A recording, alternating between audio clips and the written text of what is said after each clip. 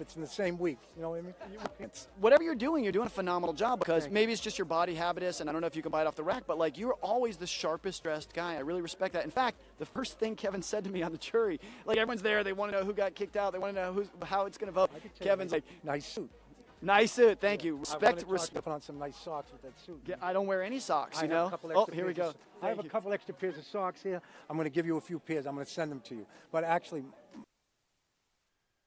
my wife and daughter buy my clothes. Oh, they dress you? So it's like, yeah, it's like my son won best dressed in his kindergarten class. It's like, just give that award to my wife. Like, he didn't, he's 5. He didn't dress himself. So I don't know. I always dress nice, but my wife and kids get my clothes, you know. So they do a great job. Yeah, thank you. I'll let them know you would like the work they've done. Absolutely. Who did you vote for tonight in the finale? I voted for Paul. Only because, I mean, when we sat at the round table the other night and the hostility, aggressiveness that came out, I didn't think it was fair. I thought the whole game is, the dynamics of the game is who played the best in the game to get where they are. Now, it doesn't say who played the meanest or who played the dirtiest or who played whatever they want to mix it up and say. Who played the best. And clearly, Paul played the best. So that was just my opinion. And I have nothing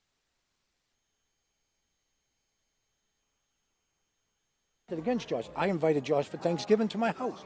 I have no problem with Josh. I like him. He's a good kid. I don't think he played better than Paul this game. I think Paul played the better game. Yeah, it was clearly close. I mean, in fact, it was as close as one single vote. So it could have gone either way with just the, a little bit of wind in either direction. So it's interesting though, because when you came to the jury roundtable, you seemed very pro Paul. Then during the course of the jury, yes, they convinced me to go against Paul, not against him, but they gave me the arguments of why Paul shouldn't win. Let me say that. Then when I spent a couple nights by myself thinking, I just thought, let's be fair, man, because everyone's mad that Paul may have eliminated them. He was the HOH where you left, and people kept, built up tension and built animosity towards him. I don't think that's fair. So I thought if you look at the whole game, from the beginning, the first night Paul came, which was the temptation that I won to get Paul into the game. Nothing wrong with leaving $25,000. And I didn't know I won it initially. So, I don't see why you wouldn't vote for the best player. And I thought Paul was the best player. When did you find out that you won the $25,000? Okay, this is the true story. So I'm up in the thing, and I'm sweating. It's about 104 degrees, and I got a 3-piece suit on. I came from Boston. No one told me to leave the suits back home. So I go on there, and they put you up and press the button, and I go in, and they call me into the DR, and he said, congratulations. I thought he was saying congratulations for being on the show. And I said, thank you. And he said, no, you won the money. And I said, what? And I went out, and Josh said he won. So I went back and said, were there 2 winners? And he said, no, 1 winner. So I realized. But why did you tell everybody? No, I didn't. Or why did you tell Paul? Because when Paul came in, we made an alignment. The only one I actually told was Paul. And it went to 72 days before anyone brought it up. Yeah, totally fair. It would have been nice to see it go the whole time because I think it undermined, at the very end, I just afraid it undermined your credibility. 100%. You were the most respectful person the whole time, and then I'm just afraid that.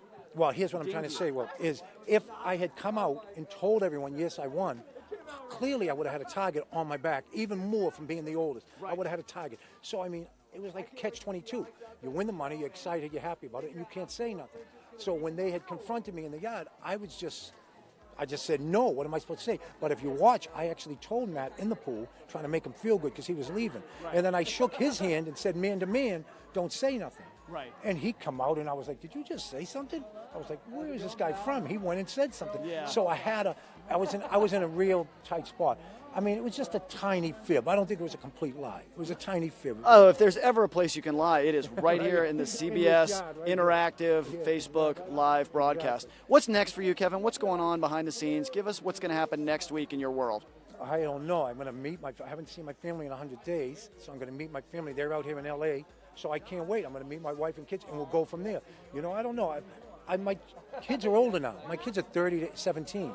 So, I mean, I can do whatever I want, whatever's available. I may hang with you. Come hang out. I think, like, CBS. I have one of these. We might wear the same size. We might wear the same size. Is that my plan? We would make a good team here because we probably wear the same size, and it'll look like I have really nice clothes. And I haven't been to Boston in a long time, so we probably need to do it. Yeah? It's been a while. It's been a while. The Seaport District's beautiful. You need to take me. Absolutely. Anytime. It's nice to see you, Kevin. I wish you the best. You've been one of my favorite house guests this entire season, and America's as well. So thank you so much. Thank you, guys. Have a great evening.